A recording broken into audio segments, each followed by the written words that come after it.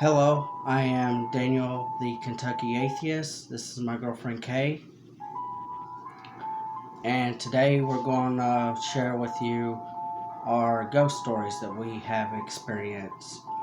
Ones that I've experienced on my own, others that she experienced on her own, and ones that we've experienced together. And I like to give a quick shout out to E. Barnhard Warg. I didn't expect him to mention me in the video, but it meant a lot to me. Thank you. I've watched him the past couple of years, and I really enjoy his videos. And he's he seemed a little confused about this piece right here on the proton pack. It goes on the ion arm on this side with the yellow tube, and this piece here goes on the other side like this with the blue tube to there and the blue tube from here to the PPD on the proton pack. And then this piece goes behind this piece like this. So I hope that helped you out with your proton pack, and I'm glad you enjoyed it. Now onto our paranormal stories. Do you want to start with yours, or do you want me to start with mine? You can start with yours. Okay. The very first time I probably had an encounter with anything like a spirit, ghost, whatever you want to call it, was when I was 10 or 11. And my cousin, she's a lot older than me, and her friend Nikki at the time. I mean, they still are. But, at the time we were, me and my sister was just small kids. And we would go over there almost every weekend. And one day we go over there, and they want to play the Ouija board. So we went along with it. And then whenever the spirit supposedly started cussing us and calling all of us profound names, I looked at my sister and I said, "Don't worry, they're just trying to scare us." Because that's what I thought, it's just older girls trying to scare us young kids. And then all of a sudden, from underneath the Ouija board, dark shadows just went beneath all across the floor of the room, all the way up the walls and the ceiling in broad daylight. And she had a window in her bedroom, and the sunlight was no longer shining through the bedroom, and it got pretty dark, but you could still see. It's just the sunlight was no longer shining in. And that's when I got a little cautious, I would say. Not scared, but cautious. So I moved over by her bedroom door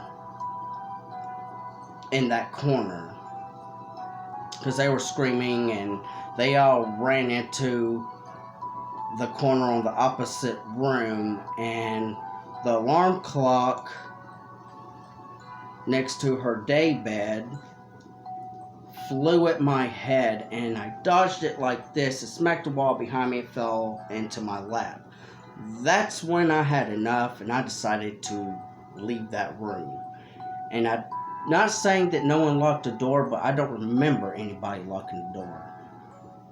But anyways, the door was locked, and I was having a hard time getting the door unlocked, and I was fidgeting with it, and I was freaked out, and the door just flung open in my arms, and it felt like something with force in my lower back just shoved me out of that room. As soon as I fell to the ground out of her bedroom, the door just slammed shut, and I heard it lock.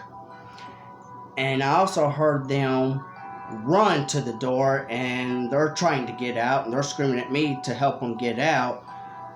and I'm trying to fidget with the knob on the other side of the door while they're fidgeting with the knob on the other side of the door.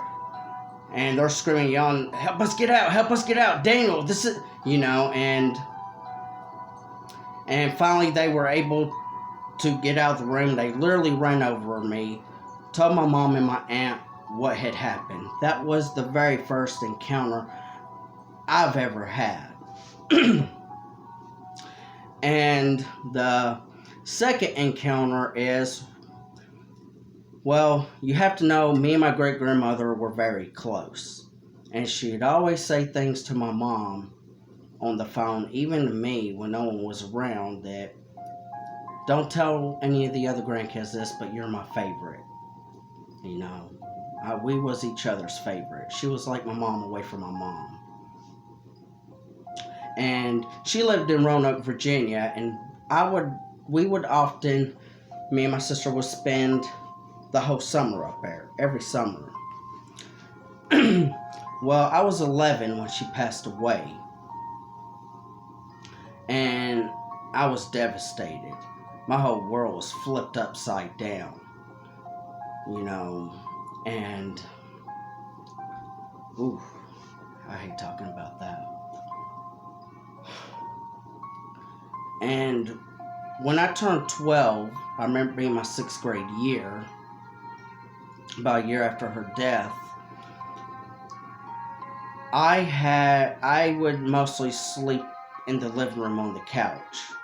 And I had a hard time getting comfortable in my bed, so I usually slept in the living room. Sometimes I sleep in my room in my bed.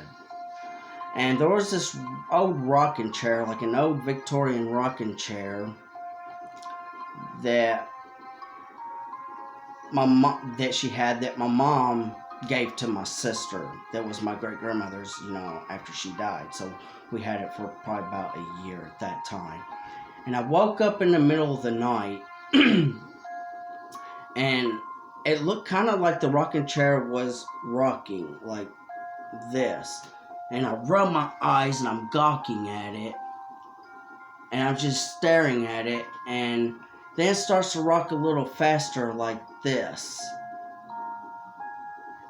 And all of a sudden, it gets to about a 45-degree angle like that, and her full apparition leaned forward in the chair like this, appeared right in front of me. And she looked at me, and as soon as she made eye contact with me, she smiled. And how the wrinkles of her face would crawl up as she smiled. And I felt this burning sensation of fear, literally a burning sensation of fear, go from my chest to the pit of my stomach. And I was so petrified, I just froze, staring at her. She's staring back at me, and I so badly wanted to scream for my mom, and I couldn't get a sound to come out. So I did the next best thing I could do, and I drew the covers over my head. And I wait a few minutes, and I peek out of the corner of my covers. She still leaned forward in the chair, eyes locked on me still, smiling at me. And I thought, oh my God. And I waited a few more minutes, same thing. And then my next thought was, well, if she loves me, she don't want me scared, why is she staring at me, smiling at me? Don't she know that I'm scared? I kind of uttered to myself. And again, a few more minutes, I would peek out of the corner of my covers. Same thing. So then I did the next best thing I could think of. I decided I'm just going to make myself go to sleep with the covers over my head. Because I thought, if a spirit's going to kill me, then I won't know about it. That was kind of what I thought to myself.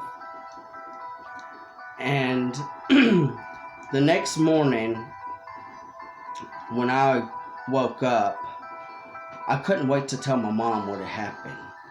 So I run up to her in the kitchen because she was fixing breakfast, and I was like, "Mom, you won't believe what I saw last night." And I told her everything. And she kind of got a little angry with me, and she said, "Well, Daniel, your great grandmother loved you. Why would you be afraid of her? You should have been happy to see her. What if you hurt her feelings?" Then I started feeling bad about that. And she said, "Why on earth would you think that she would hurt you?" It's not that I thought she would hurt me. It's just that whenever, back then I went to church and I believed in God. And the minister would often preach, if you are to see a spirit, it's not a dead loved one. It's a shapeshifter. It's a demon shapeshifter. And they're going to take your soul. Stuff like that. That's why I was scared, because I thought it could have been a demon posed as my great-grandmother, because I had a minister that would preach things like that. Which is another reason why I think religion is dangerous. But we'll talk about that some other time. So then I felt guilty that, oh my God, what if I hurt my great-grandmother's feelings? And Mom told me that she came to me to let me know that she was okay and that she still loves me and that I was still her favorite. Well, then I turned about 13, and I was in the 7th grade when this happened, a year after that. And about 6 o'clock that evening, I felt really tired, and usually I couldn't sleep at night that well. I never really could. I used to have to take medication for it. But I wasn't on medication for it this time. I did when I was really little. I'd say between 1st grade through 4th. And then they stopped me on medication for it. Because they thought they had me weaned off.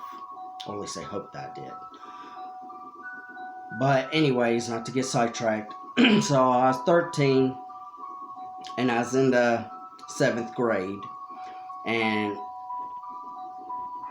I had been at school all day. I just got in around 6 o'clock from playing with my friends outside, and for some reason, out of nowhere, I just felt tired, and I couldn't lay down on the couch like I usually did to go to sleep because my sister was watching TV. My mom was in the kitchen cooking dinner, making all kinds of rackets, so I just went into my bedroom. I turned out the light, I shut the door. As soon as I crawled in bed, I was gone. Then I had a dream, or at least I thought it was a dream. And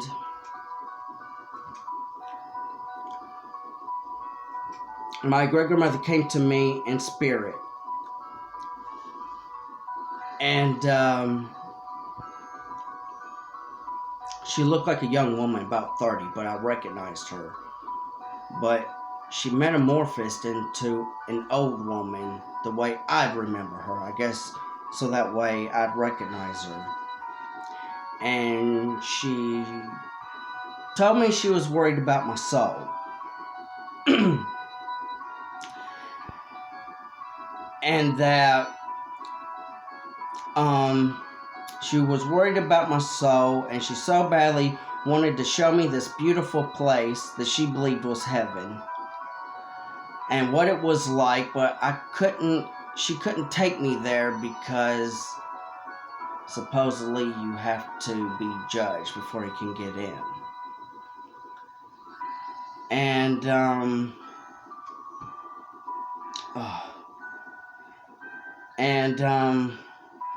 I could see the agony in her eyes of how badly she wanted me to see this place. But she couldn't show me this place for whatever reason that I just named. And she wanted to at least to show me what it was like to be a spirit. And, we're in my bedroom talking. And I wasn't even afraid of her. But, of course, think it's a dream. And even though it felt real. And we were in my room, and then boom, we were outside the apartment complex, outside my apartment building, looking up at my bedroom. And she brought up, you could teleport, you can fly like Peter Pan, you can visit loved ones without them even knowing that you're there. And there was this kid that was younger than me. I don't want to mention his name, but I kind of thought of him as a younger brother. And I would give him my old toys that he could play with. You know, things you do when you take someone underneath your wing, so to speak. And we ended up in his room. Watching him sleep, and she was telling me, see, you can visit people you care about, and he's like a little brother to you, and they don't even know you're there, but you're there, you know. And I asked her, well, why is she coming to me like this? Is, not coming to me in spirit form, but coming to me in my dream. And she kind of smiled and she said, you're not dreaming. And I'm thinking, yeah, I'm dreaming. And then she laid me back in my body. And she laid me back in my body. And it was like, I was, I guess, back asleep, back in a deep state of mind of sleep. You're not dreaming anything. Until I heard my sister come in. Or at least I thought she came in. And I heard her voice, and it sounded distant, and I was in this dark place, like you can't see nothing. And for some reason, no matter how far you run, you're back in the same place. And I heard her yelling at me, get up, stop playing dead, it's not funny, I'm going to get mom if you keep doing this. And I'm looking up at nothing, I see nothing, I'm like waving my arms, jumping up and down, Christina, can you hear me? Because she's not responding to any of my answers when I said I'm not playing dead, and she's insisting that I'm playing dead, but she can't hear me. That's when I realized something was very wrong, and I was horrified, beyond horrified. And then I heard her yell and it sounded like she was distant, that's it, I'm getting mom. And I was like, please get mom, she'll know what to do, because I had no idea what's going on, and my mind is going a million miles a minute, and the thing that keeps repeating in my mind is, am I dead? Am I in a coma? Oh my god, what if I'm dead? What if I'm in a coma? Is this temporary? Is this permanent? Please let this be temporary. I was flipping out. Then I heard my mom freaking out. Oh my god, Daniel, oh my god. Christina, get the phone. I'm going to have to call the hospital to pick up his body. Something is very wrong here. Ooh, that's really emotional to talk about.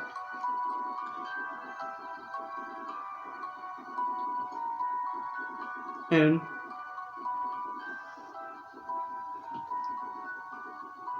sorry.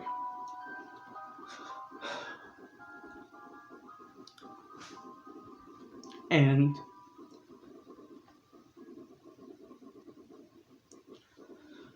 I dropped to my knees,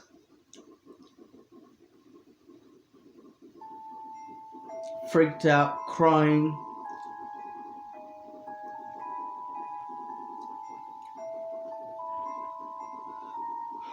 Begging to be able to see my mom again. Even though my sister was a pain in the butt, I was missing her.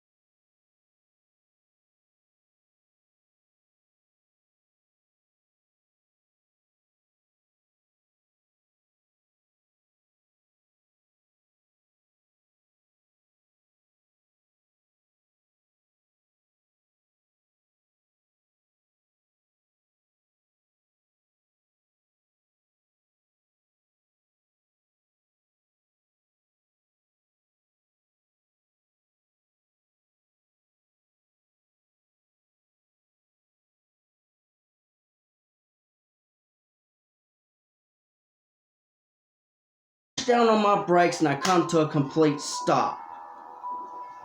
And I'm like, oh. And then my cell phone rings. I pull it out of my pocket. I'm still freaked out. I'm like, hello? And it was Donald. He said, hey, I just want you to know I took a picture of you in your car before you left. You got 3 spirits in the car with you. A male in the driver's side, and a male and a female in the passengers, in the back, in the back seats. And I'm like, can you send me the picture? He's like, well, I'd have to get off the phone to do it, but I prefer to wait until you get home, and I wouldn't want to freak you out. I said, well, go ahead and get off the phone with me. I'm fine. Do not worry about me. Just get off the phone with me real quick and send me the pictures I really want to see. And before I got off the phone, oh yeah, I forgot to tell you, I took 3 religious books out of that room. Because I'm big into art, and I wanted to use them as inspiration. None of them had words in it. It was just, they were pretty big books, about like this. And none of them had words. It was just religious art. I forgot to mention, I did take those books. Murray tried to talk me out of not taking them with me, but I was persistent. And I didn't want to, hear him, I told you so, about the books. So I didn't tell him about what happened when he called. So he got off the phone with me. And he sent me the pictures because he couldn't send the pictures with me on the phone, Then he calls me back, and when he called me back, I just got into my neighborhood, and then I let him know, hey, I pulled up at the house, I'm going to go in, I'm going to go to bed. It's about 4:30 in the morning when I got in. And I grab the books, and I go straight to my bedroom. And I get on my bed, sitting Indian style, and I open up one of the books. And as soon as I got to the second page, I just felt really tired. So I reached over, I flipped down the switch, I turned out the light, and I laid my head down on the footboard. The footboard end, and not the headboard end. I laid my feet down at the headboard end. And right before I dozed off, I saw this big, huge, manifesting shadow walk past my head, around the bed, till it got to the corner at the other side of the bed and just manifested itself.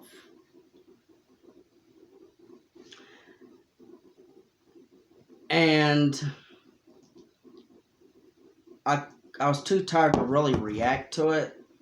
So I just closed my eyes and I just passed out after that. But I did watch it before I passed out. Then, bright and early, I hear my mom banging on my door. Not banging on my door. I heard my mom from the living room yelling at me, Daniel, get in here. I got to show you something. Get in here. I got to show you something. And it woke me up, and I raised back up, and I looked at what time it was on my phone. It was 8 a.m. I said, well, can you show me? I yelled back, can you show me later? I'm really tired. I got in late last night. I need to get some sleep. And I laid back down. I just passed out. Then my mom was banging on my door, demanding to know who I have in her house. I'm confused. I opened up the door. I said, what? She said, who do you have in my house? I said, well, no one came home with me. She's like, you didn't bring a girl. None of your friends is staying the night. I said, no, I came in by myself. She said, then who was the girl I heard yelling at you from the living room? I said, I thought that was you. So to make sure that no one broke into the house or something, walked in, we checked the front door lock and the back door lock, and they were locked.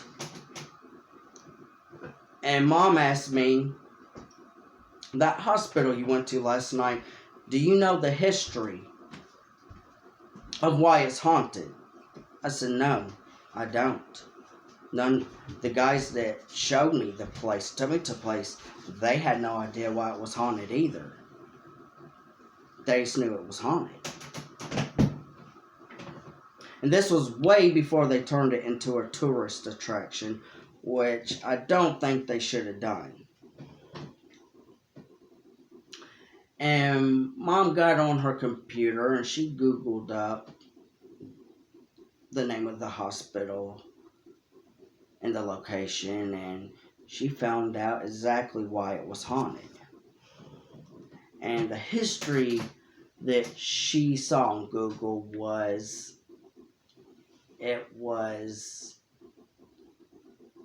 a place that, if I can remember right, because this was years ago, it was a place that in World War II they flew wounded soldiers to be treated. And then it became I think in the 60s, 50s or 60s, I'm pretty sure 60s, it became a mental hospital. And one of the mental patients had killed a nurse, and some of the mental patients had killed each other. Then it was shut down, and then it was reopened. I think that 80s, early 90s, is a pediatrician hospital for children, and then it was shut down for good in 1997.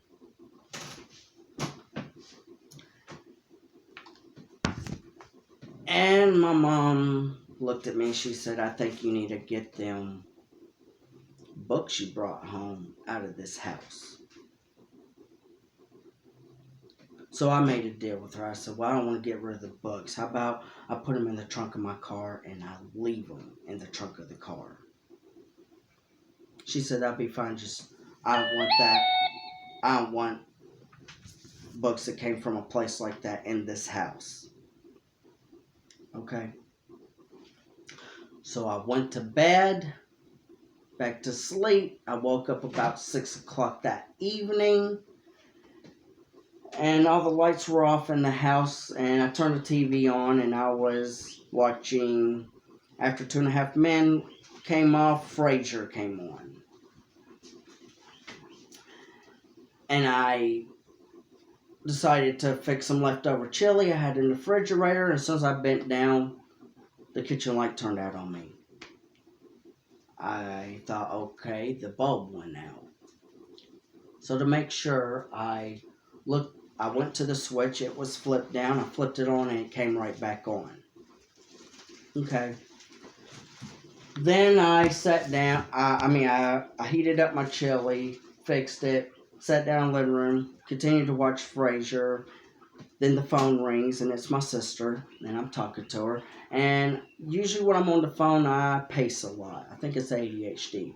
And I was pacing from the living room to the kitchen, passing the hallway, living room to the kitchen as I'm talking to my sister on the house phone. And also now nowhere the the hallway light turned on by itself, flickered, and I said, oh God, like that. My sister goes, what? I said, well, if I tell you, you think I'm crazy. She goes, Daniel, come on. You could tell me. And I told her, well, the hallway light just turned on by itself and flickered and turned out. She goes, Daniel, you're crazy. I said, I knew you'd think I was crazy, And then we ended up getting off the phone after chatting a little bit. And then the next night, I was getting ready for bed, and I was laying in my bed on my side, and I felt something crawl in bed with me. And I looked behind me, and in my covers was an imprint of a person. It was an imprint of a person, like as if it was spooning me. And I said, jokingly, I hope you're a female spirit. And when I turned back over and closed my eyes, I was dead asleep. That's going to have to be end of part 1 of this. And then I'll continue more of my stories before I get to hear her stories. So, thanks for watching, and see you in the next video.